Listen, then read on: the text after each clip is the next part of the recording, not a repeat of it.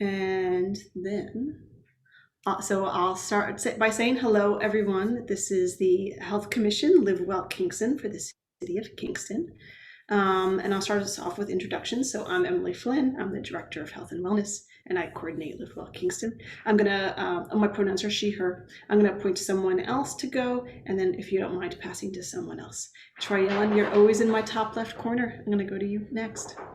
Thank you, Emily. I'm Troy Allen Dixon. My pronouns are she, her, aya. I'm the chair of Live Well Kingston and a Kingston community member. And I'm going to hand it off to Siobhan. Thank you, Troy Allen. Hi, everyone. My name is Siobhan DuPont. My pronouns are she, her, aya, and I am a commissioner at Live Well Kingston. And I think I may be the secretary. I don't know. I've missed a few meetings, so, so I'm sorry about that. I'm happy to take notes. And I will pass it to Stacy.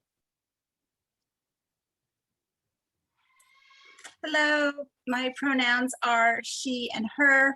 Stacy Kraft, the Ulster County Department of Health and Mental Health. I'm the Public Health Education Coordinator and excited to be here with you all. Thank you. I'll pass it to Anna. Thank you, Stacy. Hello, I'm Anna Brett, and I am a retired educator from the Kingston City School District, living the good life, and now getting outside and doing a lot of stuff since we can throw our masks away. Not really, but it's been great. I've been on the commission since it first began. So I'll pass it on to Doug Coop.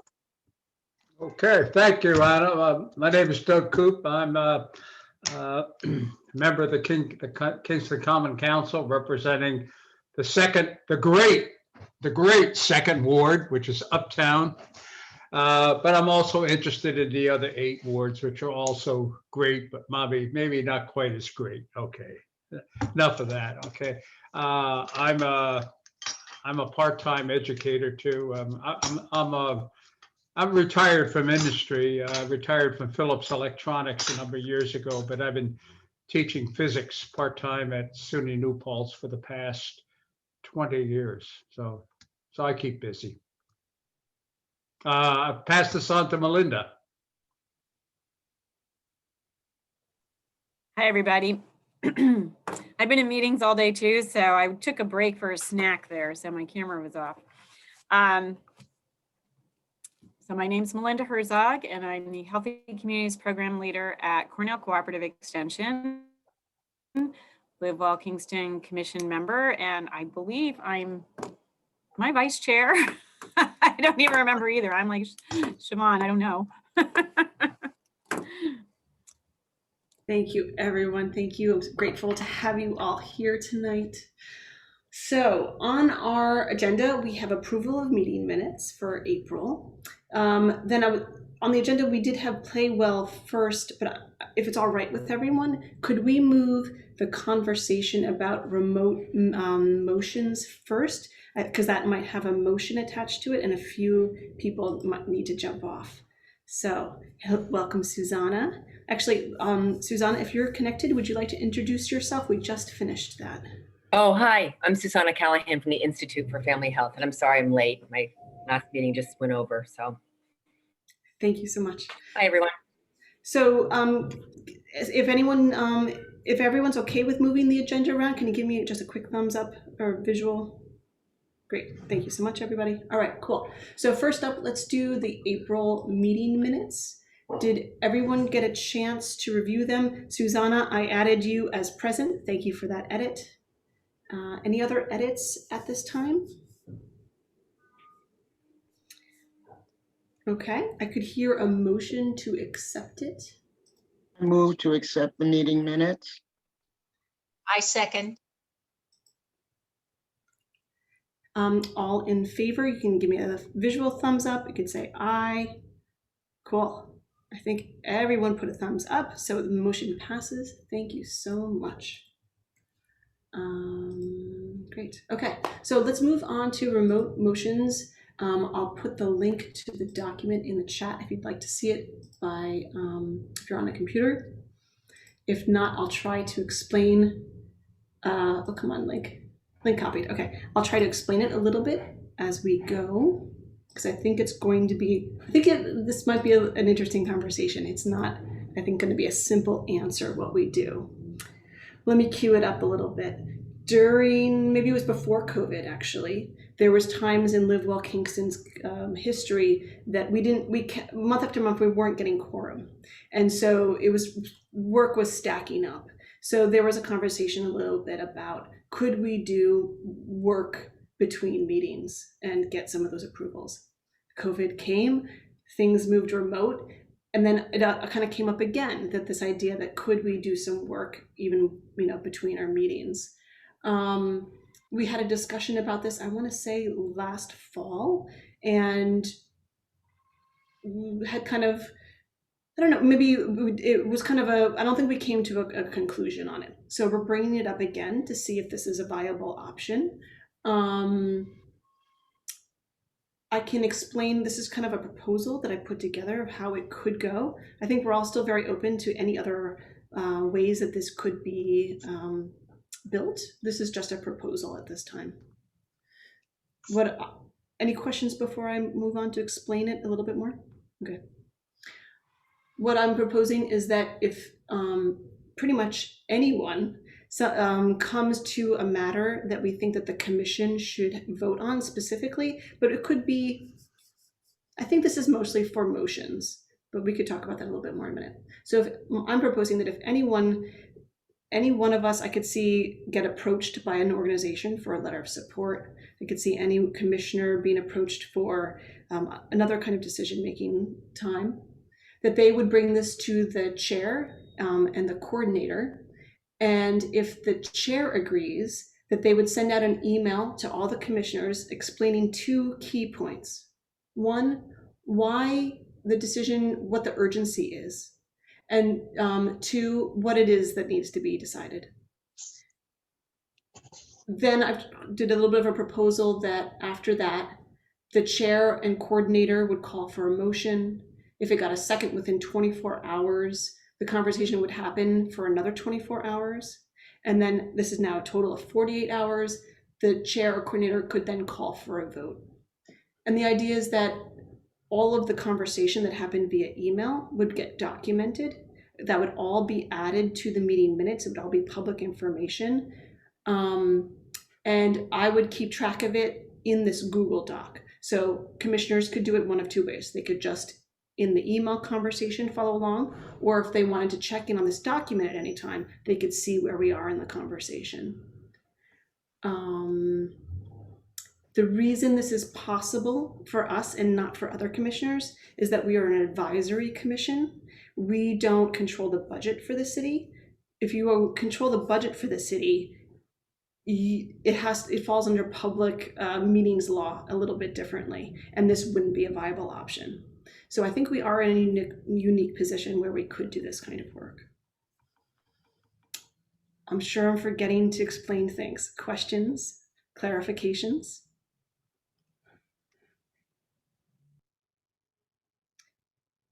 Initial thoughts?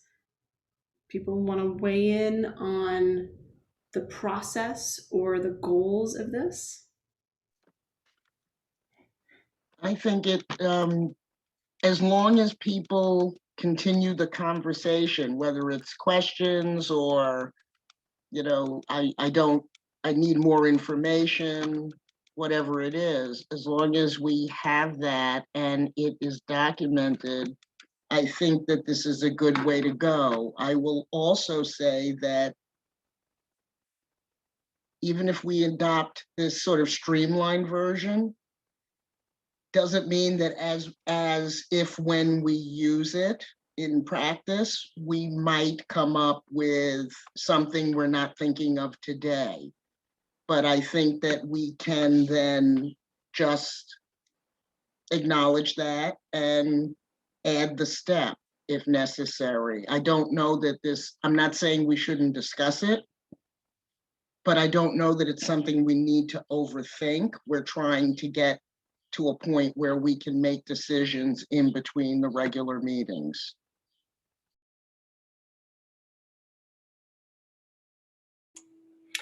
Since I'm a new commissioner, how often has this ever come up? Or is it just, Oh, 3 times.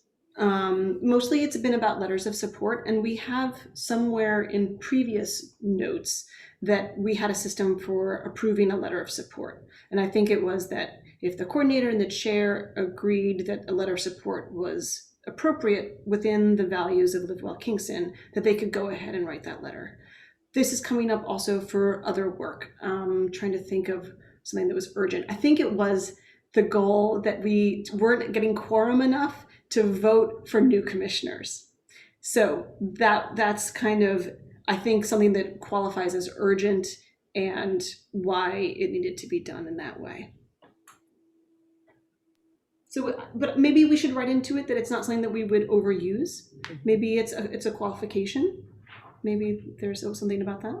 But what's the qualification for overuse? I'm not sure that we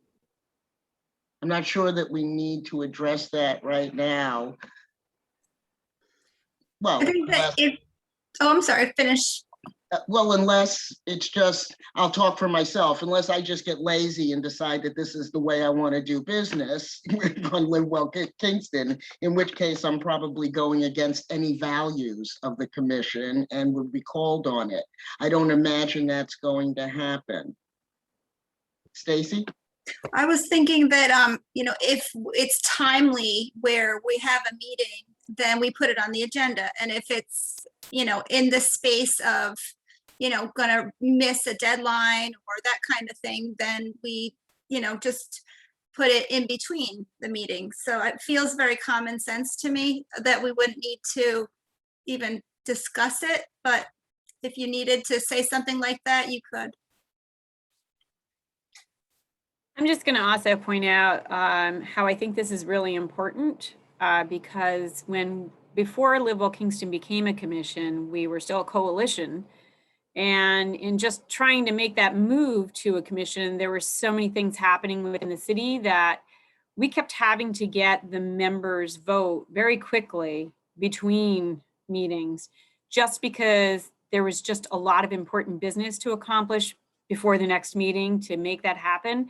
And I had to come up with some system through email that, I basically made check lines and signatures, and it was just crazy.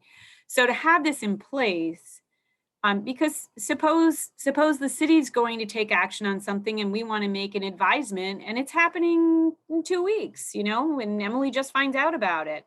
You're not going to have a meeting, so how do you get everybody's attention? This is the way that you do it, and we need that system.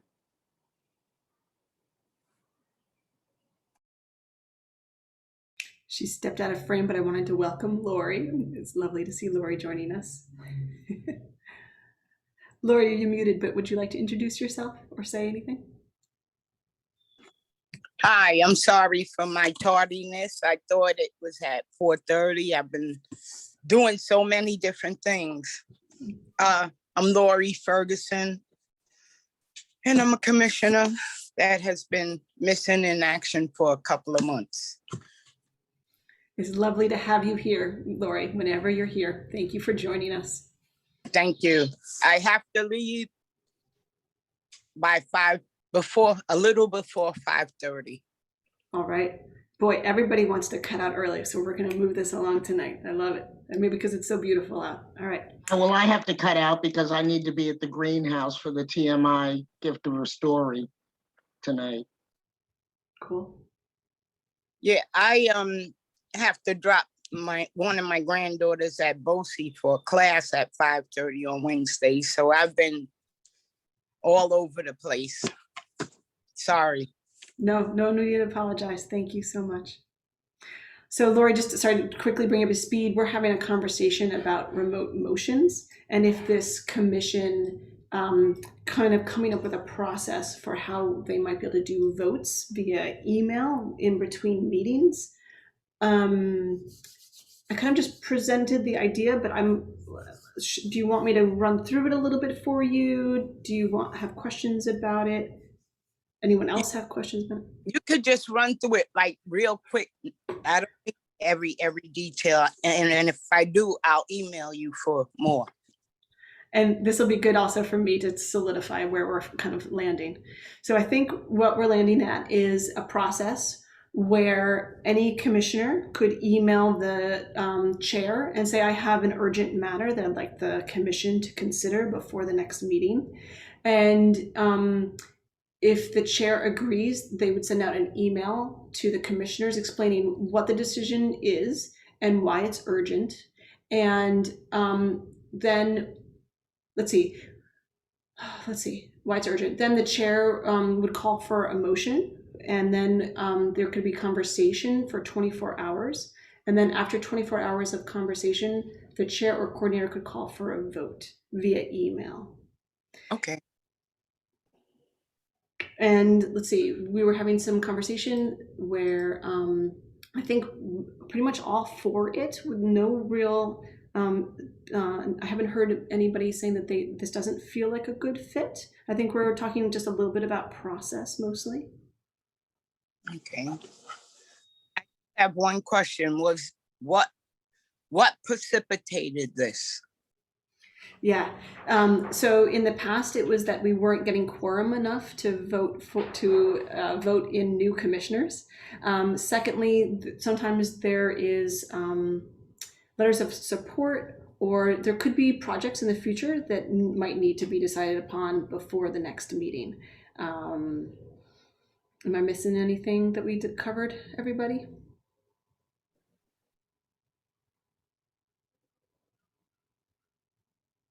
Okay. Yeah. Thank you. Makes sense to me. Cool. Any other thoughts, Lori or anyone else?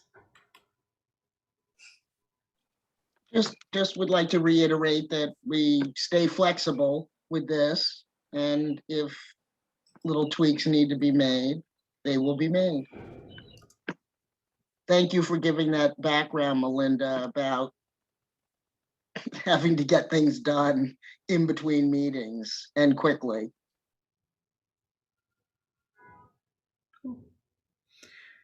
All right, so it feels a little bit like a pilot project. So let's give it a try, I think is what we're landing on. But I do think that we should do a vote just to kind of confirm that we're all on the same page, that we want to give this a try. So if that is so, I could hear a motion to try out our remote email motions proposal. I'll make a motion to pass. I don't think it should be noted as trying it out, just to, Oh, okay. Institute it. Okay.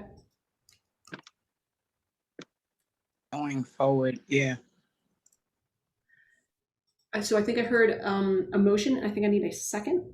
I'll second it. Melinda, thank you. So I'll call the vote. All in favor, you can give me a visual thumbs up or an eye. I don't see Susanna, but everyone else voted up. So that is enough to pass. And when she comes back, I'll ask her what she wants. Cool. Thank you for pulling this together, Emily. I'm really excited to see how it'll work. So this is right. It'll be a little bit of a learning process, and I think it'll be really wonderful. It could be a really great tool. So thank you all. Susanna, did you want your decision documented either in favor? Okay, great. Thank you. So then, boy, we are just cruising through stuff. Okay, I'm gonna jump back. So I think all of anything that would need voting is done. So I'm gonna go back to a report about Play Well Kingston, if we're all ready for that. I don't think it's a big one. In the notes, and I'll put the link in, I'm gonna put the action plan for Play Well in here.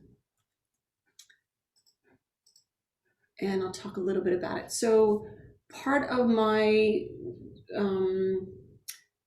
what I want to talk about is also a little bit of an ask for support from commissioners. So I'm looking for feedback on how to support Play Well. So keep that in mind, that I'm asking for feedback at the end of this. So in the action plan, we've created that one of the goals of Play Well is to get it to meet regularly. And as I just said, that's one of the things I might need feedback on. Secondly, it's programming to encourage play and create collaboration. And what Playwell has landed on is a day of play. This will be kind of the third iteration of it. The first year we did a day of play with the YMCA at Hasbrook Park, and it was in conjunction, it was right after a camp, after their camp day, and there was lots of field games, and it was mostly the kids from the camp that participated, and some community members as well. Last year during COVID, we did Chalk the Walk, and different organizations got spray chalk, and people did different designs and games on their sidewalks. And everyone was welcome to come and participate in those different locations, COVID friendly, on that one day.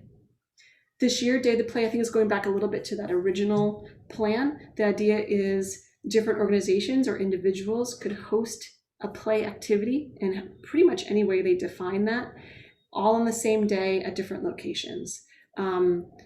Organizations that are supportive and probably committed, meaning, life happens. But the YMCA, Rashida specifically at the YMCA, is kind of the brainchild of this event. And so the Y, I'm sure, will do some kind of activity. In the past, Tom Polk has done a bike rodeo at Hasbrook Park. If he's available, I don't want to speak for him, but I would guess that he would try to make that happen.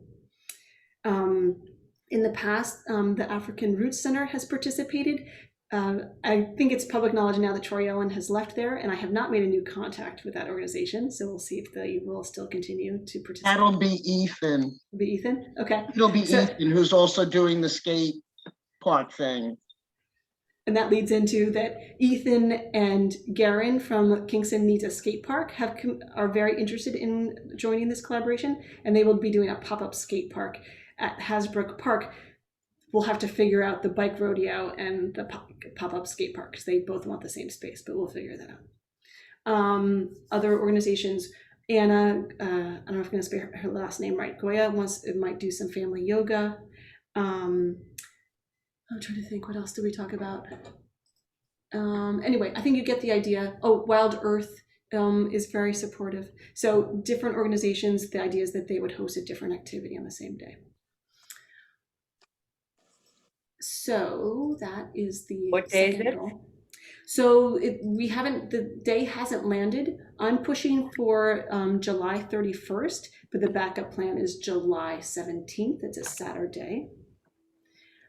July 31st is what day of the week? I'm sorry. Saturday. So so both days are Saturday? Yes. Thank you, because I think that's really important. And to give feedback on that, a previous conversation with the organizers of this, we had a kind of in-depth conversation about what day of the week it should be on, and we actually sent out a survey. We got 70 respondents. It was a very simple survey. The survey was, if we were to do an activity like this, should we do it on a weeknight, like a Thursday, or on a Saturday night? And it was about a 60-40 split. So Saturday won. It was interesting for me to learn that the YMCA mailing list was a great resource to send out for a survey and to keep it short and sweet. And we got, I feel like. Who was on the mailing list? I'm curious, who responded? Do you know? We didn't collect the information of who responded. Oh. But it went out to I believe it's like the YMCA membership and friends. Right. Got it. Okay. And I think what's important about that is the fact that rather than any one or two organizations making a decision, is we reached out to the community and said, what do you want? Right. Because, my idea of, I'm sorry, Siobhan, my idea of the best day of the week, it's my idea only. So I'm glad this happened. Emily, excuse me, sorry, Go ahead. We're trying to coordinate an event for Saturday, July 17th. We're waiting to hear back from other organizations to get involved, but we're trying to do just kind of like a little block party thing on Saturday, July 17th, in between the co-op building and Radio Kingston, and just bringing the community together around food and fun things to do, like Foursquare and Limbo and like COVID-friendly family fun stuff. So I just wanted to put that date out there because we are trying to like we haven't heard back from all the organizations that we invited, but we're trying to plan something for that day. So if it could not be on that day and be on the 31st, that would be great. Sorry, I didn't hear the beginning of that. What are you having planned for the 17th of July? We're planning, so I work at the Kingston Food Co-op, and it's a grocery store coming to Midtown. We're not open yet, but we're planning a block party, like just block party style event, not like a tabling event. We invited a lot of organizations in the community to host an activity like chalking or Foursquare or limbo or beanbag toss, and like, you know, seedling planting, that kind of thing. It's just supposed to be like a fun community event. We want to have lots of food, music from Radio Kingston. It's just supposed to be a fun kind of summer gathering thing. And we were aiming for Saturday, July 17th. Okay. My question for Playwell is, are they gonna also plan a rain date? And for your other organization also? Siobhan, you want to answer first for you? Yeah, we actually haven't chosen a rain date, so I need to talk to my coworker and the council about that. Okay, thank you. Same, we were not planning a rain date. It's a good thought. I think in some ways, it's like there might be play that happens in the rain. So I think for ours, Right. we're gonna go forward with it. Fine. What was the time? We haven't worked that out yet. Ours is gonna be from 1 to 4. Oh, Yeah. okay. And Emily, yours would be in the evening? No, I mean, in some ways, it could be any time during that day. So Okay. each organization could kind of decide when they wanted to do it. Troy, I'm sorry, you had your hand up. You can finish answering, Anna. Well, So that's sort of it. Go on. sorry. Two things. First, I don't know that what you're planning from 1 to 4 necessarily precludes planning something on that day, because on the Chalk the Walk, for example, there were different sites pretty much operating at the same time. So people would be able to move around. We would just need to schedule around when the co-op is doing their event. So I would like to think more, broadly about that. The other thing is, this is just a suggestion. Seed Song Farm uses a term that I really like, which is the better weather date, not rain date. I like that. And I think it's friendlier. Yes. And I don't think that Creek would mind if we adopted it. Yeah, I get my reason for bringing up this event is, let's say Playwell did choose to have it from 1 to 4 or 12 to 3. That would I just want to avoid overlap to where people have to choose which one they want to go to. And if we can work it out that people can make it to both, that would be great if they're on the same day. 100%. Or make it to all. No, really. Hasbrook Park, bike at one time, skateboarding at another time, Wise doing their thing at whatever time. I mean, and people are going to choose where they want to go, though food is a draw, I will admit. Yeah. But in any event. So just out of curiosity, is there a reason that you guys can't sort of promote each other's? Because when you think about it, I was just thinking about that chalk thing last year. I can't remember what the reason was. I don't think we had staff or something. We weren't able to do the chalk.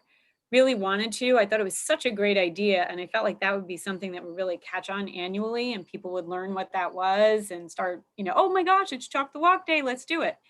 But that being said, at the block party, that information about the other stuff could be passed out. And of course you could be passing out or at least sharing information about the block party, because the block party could be a site as well.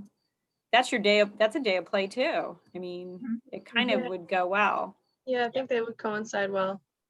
Yeah, I mean, the Kingston Food Co-op and what other groups doing their day of play, because when we did Chalk the Walk last year at African Roots Center, which was in September, right? September? Yeah, that sounds right. Yeah. Because Wild Earth is, out in the Tules, Wild Earth partnered with us in Kingston at the African Roots Center and brought drums and information, that's, all in their wheelhouse and everything. So we partnered together around that. And it was fun. Well, both the dates I'm gonna kind of bring back to the Play Well group, and I'm personally pushing for the 31st because the 17th I will be on vacation. Like I'll be coming right back from vacation, so I have a horse in the race. But I'm gonna bring it back to them, and if so, Siobhan, if they somehow land on the 17th, I'll coordinate with you and we'll cross market, and I'll really try not to have it be. I suspect that it won't happen at that time, but we'll figure out a way that it's maybe some of it's in the morning, or I don't know. We'll try to figure out how to make it work for sure. Okay, thank you, Emily. Yeah, of course. And I can't wait to go. Either. So that's the day of play. So asks for you all is, of course, other organizations or community members that might want to host an event. I can try to support a little bit, but for the most part, I think I want people to be pretty independent. Like they choose the time, they choose the place, they choose the activity. That's what I'm looking for in that way. Let's see. Then the third goal is to support additional parks in the city of Kingston. My specific goal for that was to work on some park policy. That has paused a little bit, but that's still a long-term goal. In the meantime, there has been conversations about the potential park by the YMCA, and the city is trying to support that. So I can't announce that. It's not officially a project, but just that there are conversations happening and around potential parks in the city, which there always is. I think those pop up every once in a while. So those were the three goals. Now to get to the kind of questions, mostly is struggling with attendance. And this is maybe the feedback that I'm looking for. I think the group sort of landed that we wouldn't have monthly meetings, but that we would have meetings that had a specific focus or topic. So for now, it's the day of play. And I'm trying to call people together just to work on that one project instead of a standing monthly meeting, which seemed very hard to get people to regularly come to. And then my goal is that, like, if I were to develop a park policy, that then I would call people in to give me feedback on it and kind of make it a very specific meeting. Because I'm putting it out there for feedback if you think that that's a good way to go forward. I think Play Well struggles a little bit in its clarity of goals. So Eat Well right now, it's very clear what the goals are and who should be in that room. And I think Play Well struggles a little bit with, like, what does this group do? To me, I see Play Well as supporting physical activity, access to parks and public spaces, and just general play. And maybe it's a little bit too broad. I think this is a similar conversation that's happening in Heal Well a little bit. And so the commission might want to, at some point, give feedback a little bit on if those goals or need to be narrowed or defined in a little bit better. I'm putting that out there for feedback. So who attends the Play Well, or who is considered a member? So it's the people that I mentioned that are participating in the day of play: YMCA, Wild Earth, Kingston Parks and Rec, Kingston Needs a Skate Park, was the African Roots Center, and I guess it still is if Ethan comes. In the past, it was Dylan from Innate Parkour. It was Jackie from the Yoga House. She has since sold her business, and I haven't reconnected with the new owners of the Yoga House. Who else? A few different, like, exercise people. I'm getting a little tired for the term, but leaders in our community who led physical activity classes would join, and then they would drop off. I think it was a little bit because they're running businesses and their lives are busy and might not have the capacity to work on shared goals. that's who it's been in the past. Thank you. Is there a, Oh, go ahead. is there a reason why each focus group needs to meet regularly? Because I always have trouble with that word, regularly. Anyway, is because play well, unless there's a specific task or goal or initiative, I don't know that they necessarily need to meet regularly, and that it may benefit from being more fluid, actually, because it's not turnover, but you get new ideas and ways that things go. But also within the context of play well, there are some things that are evergreen. They're always going to happen year to year, whether it's day of play, or I would love to do Chalk the Walk again, even though, in front of the African Roots Center in September, because it was fun. But whatever those things are, whether they're 2 things a year, 3 things a year, that's something everybody always works on. And then there are specific initiatives that have a beginning, middle, and an end. And in fact, Travel Well does not meet super regularly either. Our goal for Travel Well is to meet quarterly. But I guess I wanted to give an opportunity to some of the commissioners that have been here longer. Linda, I'm looking at you, and Susanna, I know you both were involved in Live Well, and Stacy in the past. In the history, was there a real need for monthly meetings? I think that one of the big things about having the groups as they kind of gain momentum, and I look at Eat Well, the Eat Well focus team right now. It's booming with momentum. Lots of people, lots of stuff, and that really was not like that for many years. There might be 4 people that showed up, maybe. For quite a while. It took a long time to build up momentum, and they didn't meet as often either. They met bi-monthly for a long time, and I watched Play Well struggle in trying to do that, and of course, really hard on the chair. Dylan worked really hard to pull people together, and it was just very, very tough. So if they can coalesce around a project, and I agree, I think that Troy Allen said it very well. They coalesce around a project once a year that might become a project twice a year, or 3 times a year, or they'll come up with other things. But it might be a good idea if the chair at least sends out communications maybe every other month or something like that, or just touches base, because one of the reasons that I think capacity builds up in a committee is the networking and trying to get information that we're sharing with each other, sometimes professional development, and without being together, at least in a room, you don't build that kind of capacity.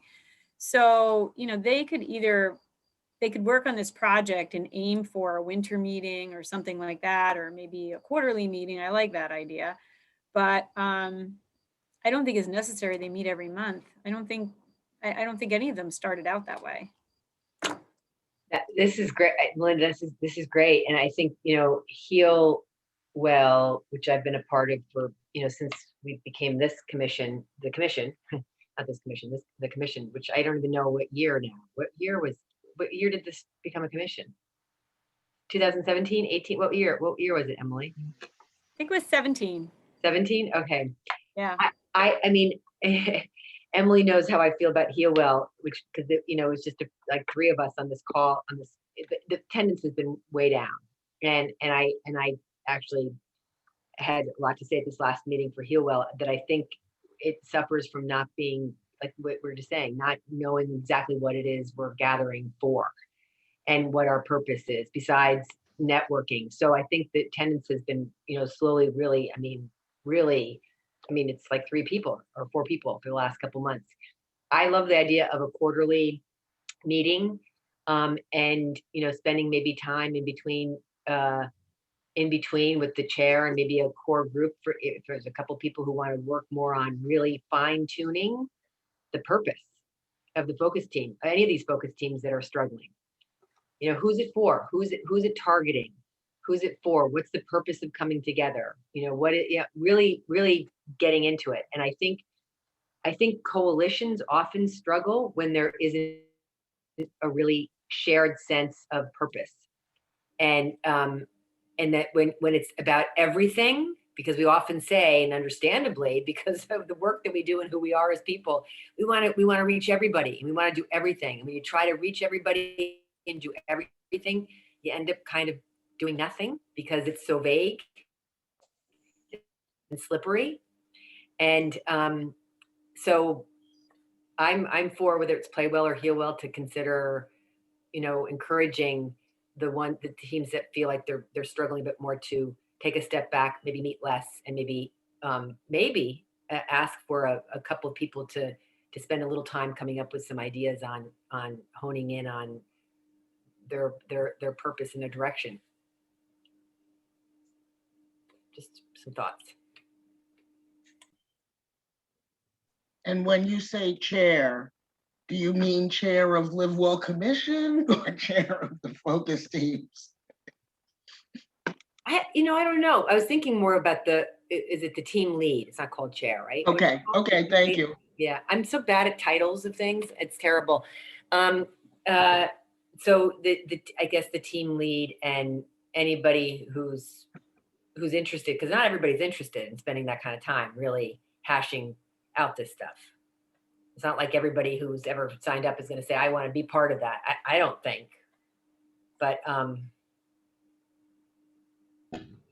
Right, but they will coalesce around a project. So I think that's Yes. a great idea, Emily. and I like the idea. I think you're right. I think, if there's a project, and when Heal Well has when we collaborated on this event at George Washington School showing the resilience film about trauma, and getting a couple of organizations together that helped sponsor that, and Institute was involved in it, but Live Well Kingston and some other folks showed up, and there was a real sense of, I think, coming together around that. And I think that helps.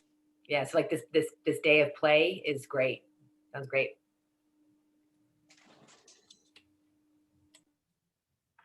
All right. Thank you, everyone. Any last thoughts on that? I'm not looking at the notes. I just wanted to uplift what Melinda said about projects, but also around events. Because the project might be longer term, like the park thing. Yeah. And whatever that is. And I've often looked at that a little bit as like, right, there's the one-off projects or events, and then there's the longer term systems change and a little bit of balance, right? I think you guys are crystallizing this theory that people love an event or a project, but the real systems change has to also be an undercurrent of our work. And so they have to kind of happen at the same time.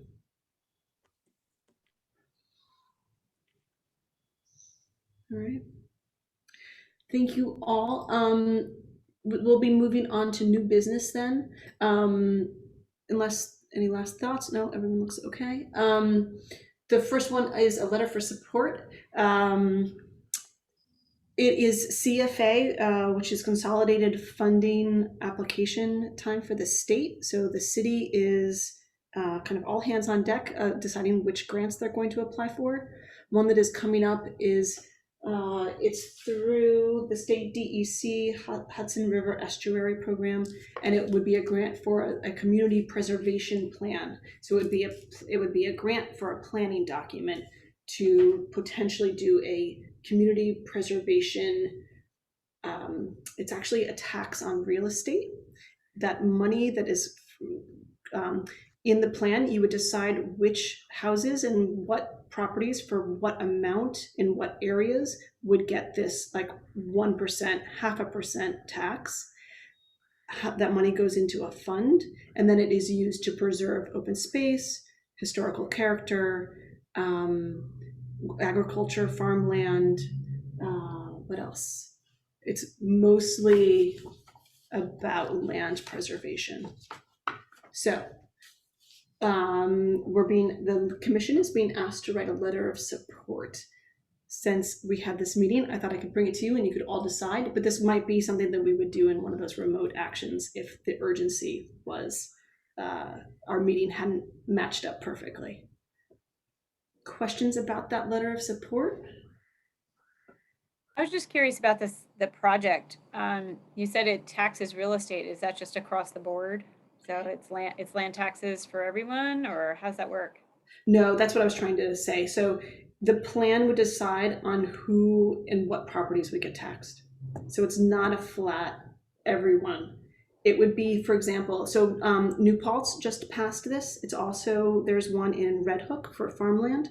The plan and the public process would decide over X amount of dollars. So let's say over properties over $300,000 would be charged from like 0.5% to like up to 3% of a tax on that transfer.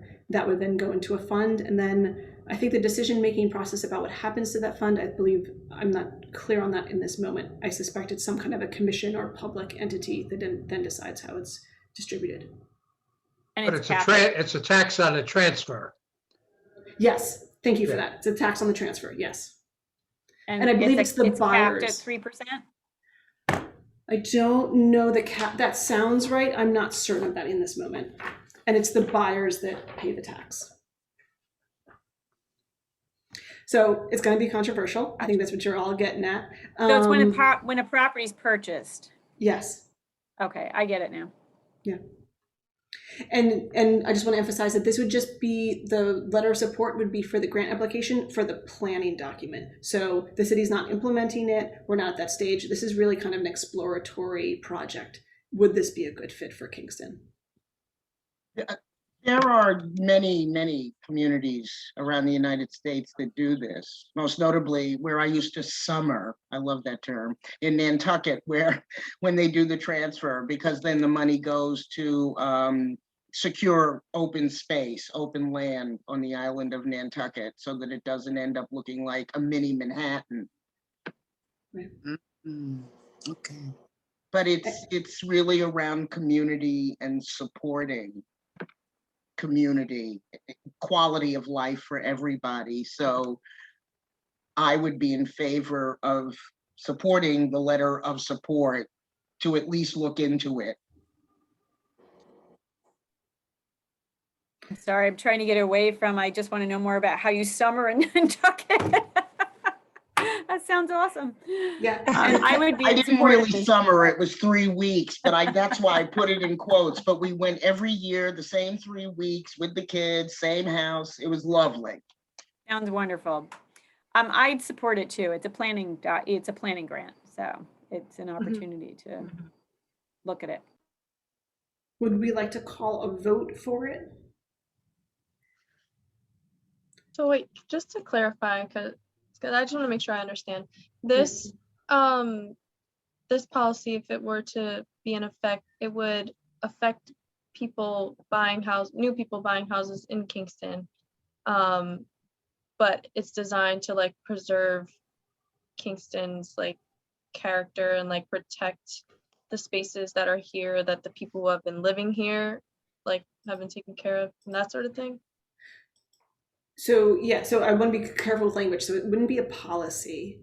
I'm not sure what it's called, but I don't think it's a policy. And right, so it would collect funds into a fund, and then I'm trying to bring up this draft letter of support. So it can support open space and habitat for wildlife, sustainable agriculture and tourism. I don't know if that's technically clear. So I think it's agriculture. It can pay for parkland, historic preservation, and community character. Okay. I think there's some gray area in community character, and I think that it could possibly fund affordable housing. I'm not deep enough to know that. I can't say that definitively, but I think that there is some gray area there. And maybe I missed it, but who would administer these monies?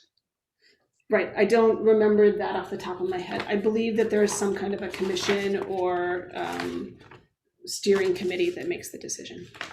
But it's not something that goes into the general fund of the No. city. No, it's a very tightly controlled fund. And it's very, so the planning document would decide all that. It would decide who makes the decision. It would decide specifically what can be funded by it. So in Red Hook, I believe it is, they really crafted theirs to be about farmland preservation. And I believe in New Paltz, it's about like open space. I think there's a potential here that Kingston maybe would craft it around affordable housing, because we also love our open space, but that is a big issue here. So I see it as that it could be a tool. Interesting.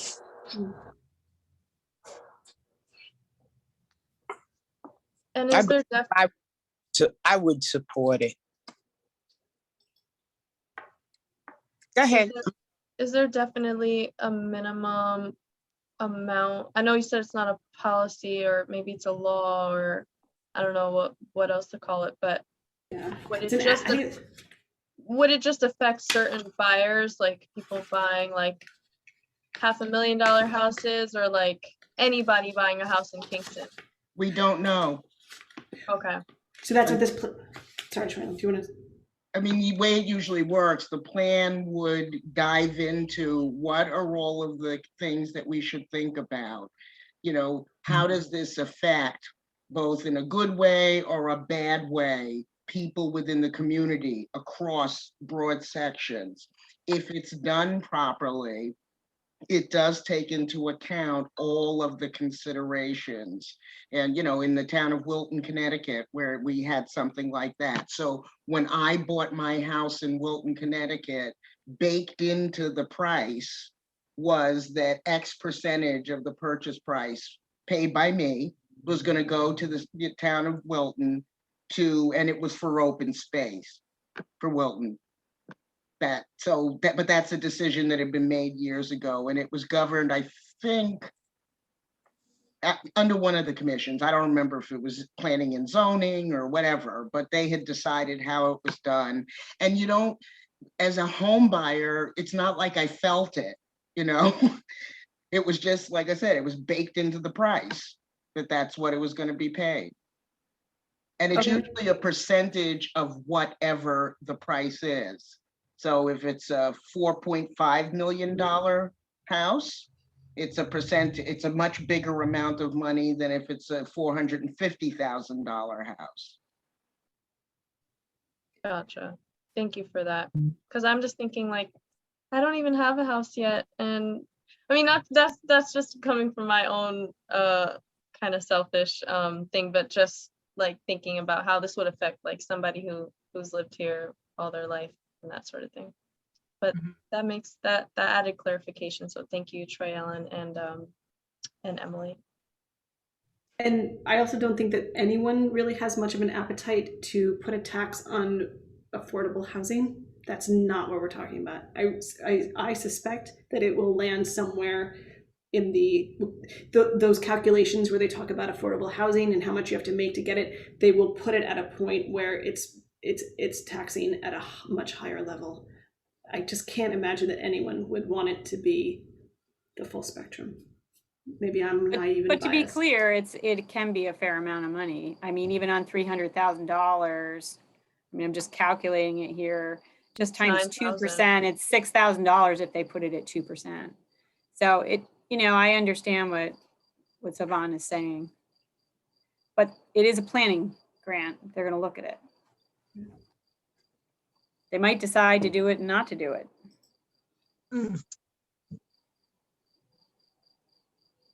Thank you all. Shall we call a vote to write a letter of support?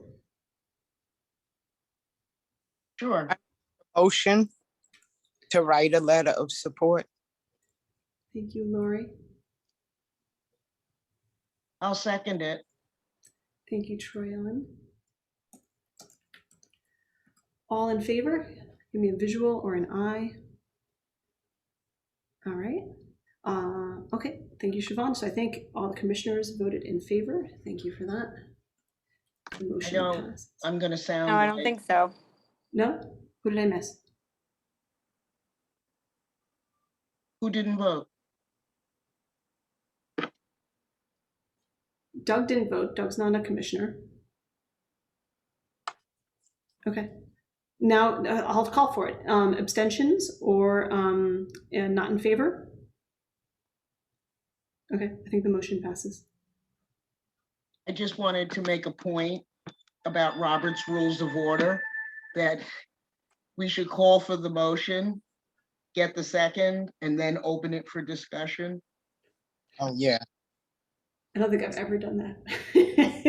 But even Robbie's Rules of Order or Bobby's Rules of Order, that's one thing. I don't follow all of them if it's not something like when I served on the Board of Education, we had to, by state statute, but I still think it's a good policy to get in, a practice to get into, particularly since many people, particularly the younger ones, might serve on other commissions. So it's good practice before there's the pressure of, oh my God, I have to follow all the rules.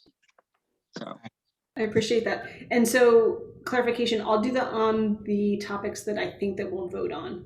The topics I don't think we'll vote on, I'll just bring up. Is that fair? Okay, cool. Because next up is one I don't think we'll vote on. I have put together a newsletter, trying to open it up. And I wanted to share it all with you, mostly because you all have your mugshots in there. And I want to make sure that everyone is okay with it. So here in the chat is a link to the goal is a quarterly newsletter. This is, I think, our first one since I've been hired. But the goal really is an kind of an introduction of the role of the commission. You've got your photos in there. Then I go through each focus team and try to do a little bit of an update. I might not always bring these to you to approve, but I also just wanted to make sure, because the time aligned, that you wanted to see it. I also thought you might be interested. Were you all able to see it? Would anyone else like me to describe it or share my screen?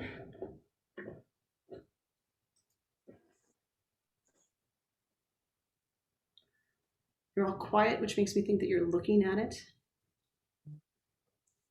I am looking at it. I don't see my picture, but that's okay with me. Lori, I would love to have your photo. So if you'd like to send me one, please. Okay, I'll get my granddaughter to help me get a photo. Thank you. You're welcome. And the photo would also be used on the website. Yes. Because we don't currently have a photo of Lori on the website. Yes. Okay.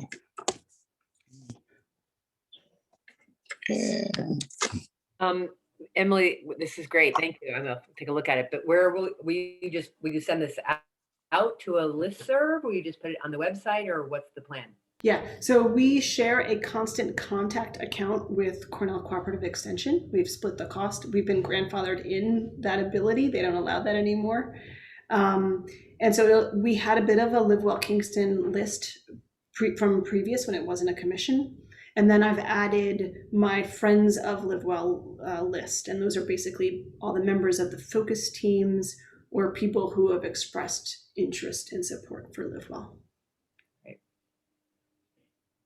It's also on the website. People can sign up for the newsletter on the website.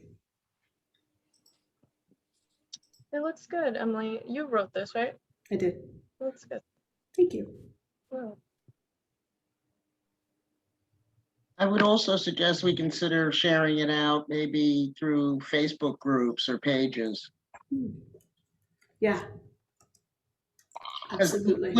Live Well Kingston, we have a Facebook presence, right? Yep, we have a page. Mm-hmm. Yeah, so that'd be a good way. Thank you for that. And then more people might sign up for the newsletter. Yeah, I've been in direct marketing for the better part of my adult life. I wouldn't hold my breath. But anyway. Such a pessimist.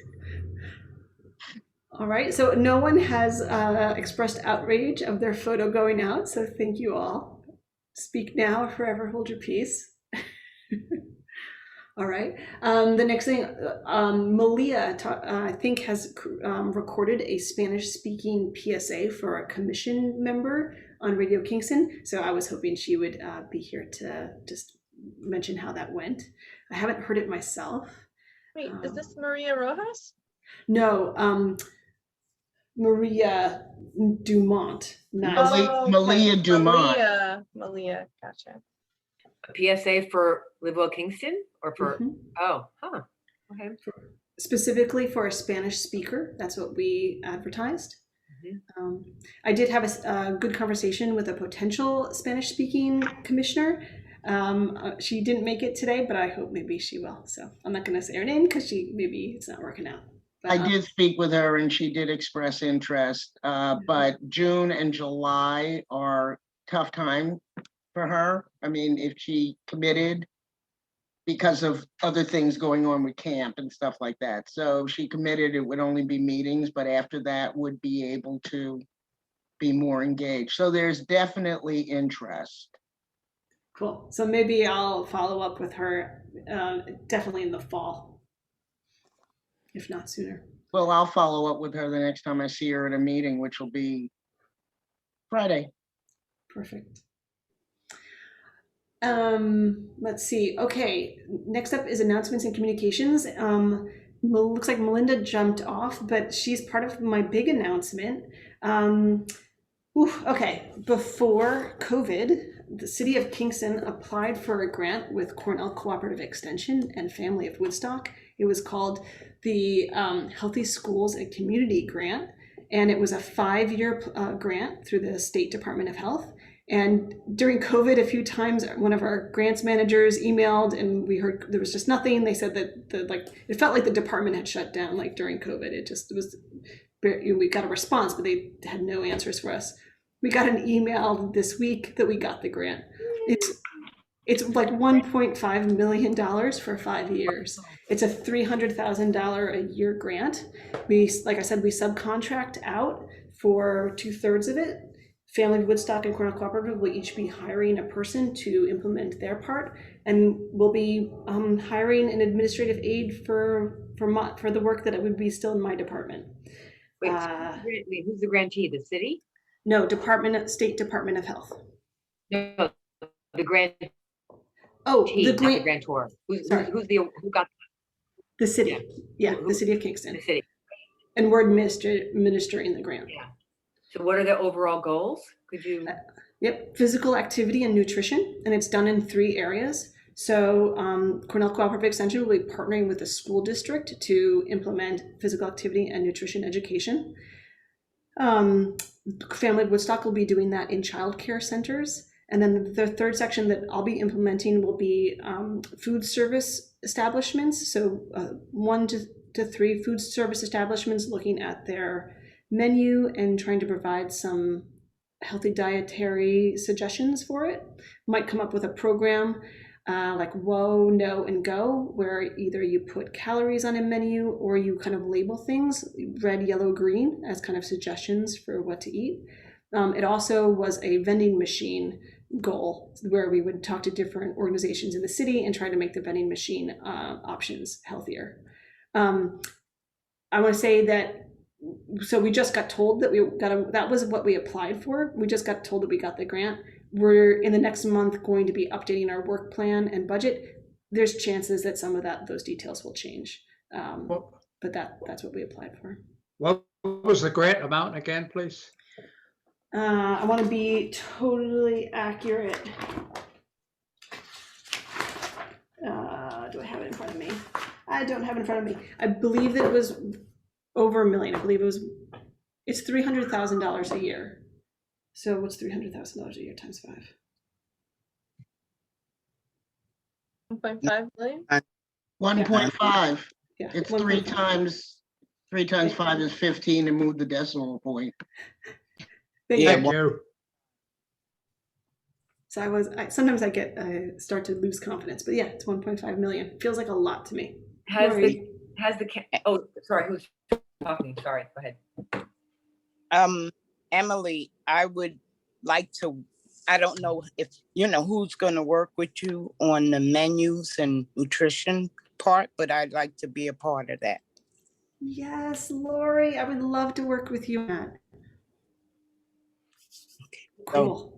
Is this the first time the city or the county has gotten this funding? Healthy schools, healthy communities? I think so. I'm not positive about that, but I think it's the first time the city has, and I'm not sure if anyone else has gotten it. I just wrote to somebody at the Institute. I think we have one of those grants for the Bronx. Yeah, I'm pretty sure. And I don't know, it's a different community, but we've done a lot of work with faith-based organizations, bodegas, and restaurants for years. So maybe there's some, yes, and we just got it for the Bronx again. So it said we had it for years and the state defunded it and they just re-upped it. So we just got it too. Yeah.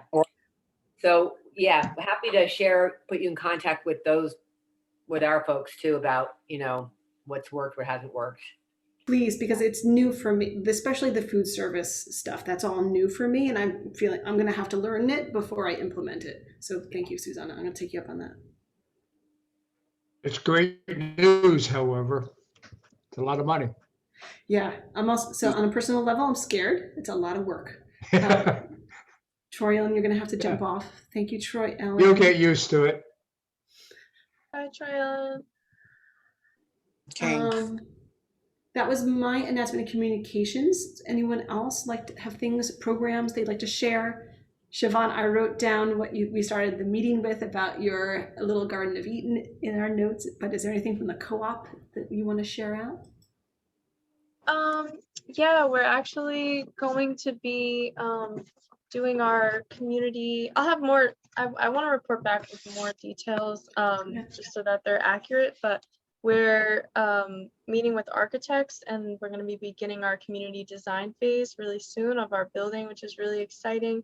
And we're expanding some of our working groups, and this is the part I don't have as much detail on. The council is working on this, but we're looking for community members and members that want to be involved in the designing process to work with our architects. So that's going to be happening really soon. And then we're also doing like a neighborhood outreach plan starting in Midtown in June.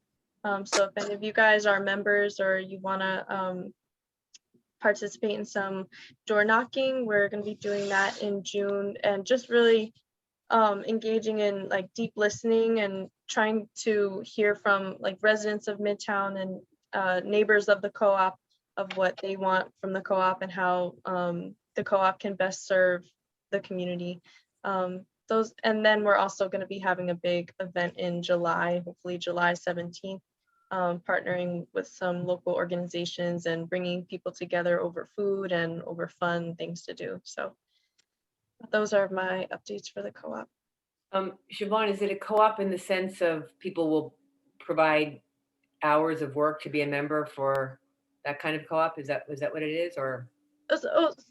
Sorry, I don't know why I'm tongue twisted, but it's a co-op in the sense that all of our members are owners, but there's no work requirement, and that's because of oh my gosh, I don't want to stumble on it, but it has something to do with like labor laws and liability, and if you're not an employee, you're not covered under the insurance, and so there's a hitch there. But yeah, but all of our members are owners.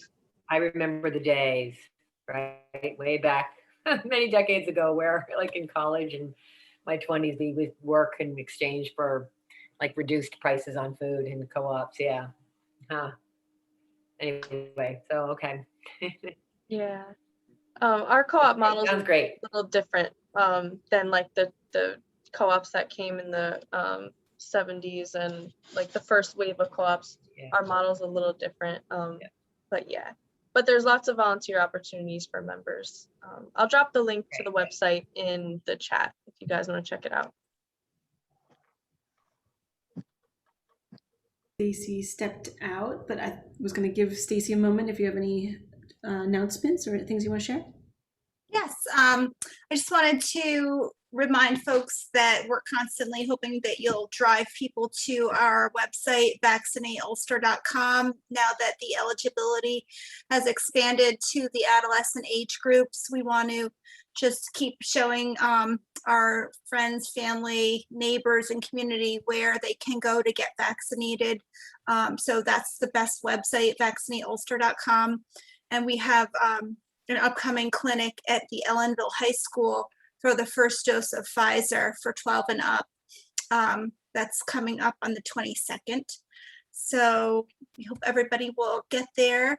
And there's free rides for those who can't travel in their own personal car. So that's through the UCAT transportation system. And you can learn all about that at the website. And there's all sorts of new guidance with New York's new opening. So people can look at the New York Forward information to try to understand how we're integrating with the CDC's mask guidance. Thank you, That's it. Lori. Any other communications or events? Anything coming up people want to share?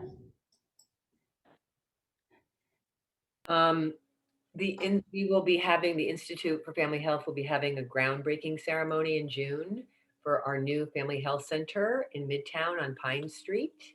If you've driven by, you'll see there's a big sign with the rendition of what the health center will look like. So we're excited about that date to be determined. And after, the plan right now is it will be in person. We've kind of waited to do this until we could do this in person outside. And the hope is, the plan, tentative plan, is to actually convene a community gathering of whoever wants to stay after the groundbreaking to talk about the health center and what people want to see in the health center. And specifically, almost 25% of the space has been earmarked for community use. And so we had one community meeting 2 years ago, and then everything sort of slowed down, all kinds of delays, sorry, with the city of Kingston. It took a little while with the planning board and all these other things to get things going, and then with the pandemic. But we're hoping, I think the bids have come in, and we're hoping to get start actually digging holes and building a health center. So we're excited. And did you say it's on Pine Street right here, right in the middle of Kingston? Yeah. Right. I always forget about the exact address. Isn't that terrible? I always forget. Is it 141? I don't remember, but it's in that complex of kind of 1950s buildings where there's a dental practice and some other things. And down the street from St. James. And I think the other side is Franklin or something. I can't remember. St. James and yeah. Is this the location where the Pine Street Medical Center used to be? Correct. That complex in there? Yeah. Yep. So Pine Street. We bought that building and then we knocked it down last year. Yeah. It wasn't really salvageable. Yeah. Right.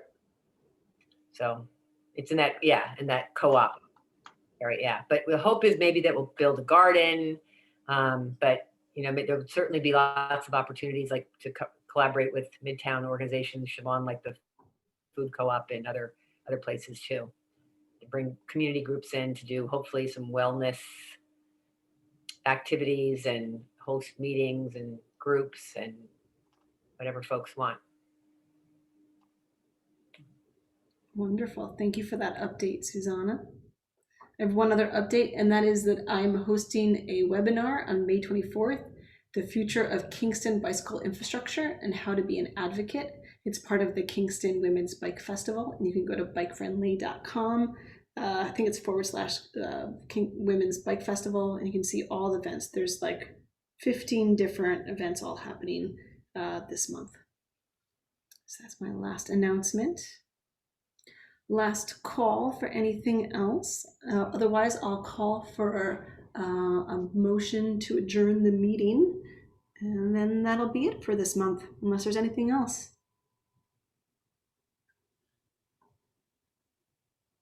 All right. I so move. Thank you, Anna. Can I get a second? A second. Thank you, Stacy. All in favor? Aye. Thank you so much. All right. I'm going to stop recording.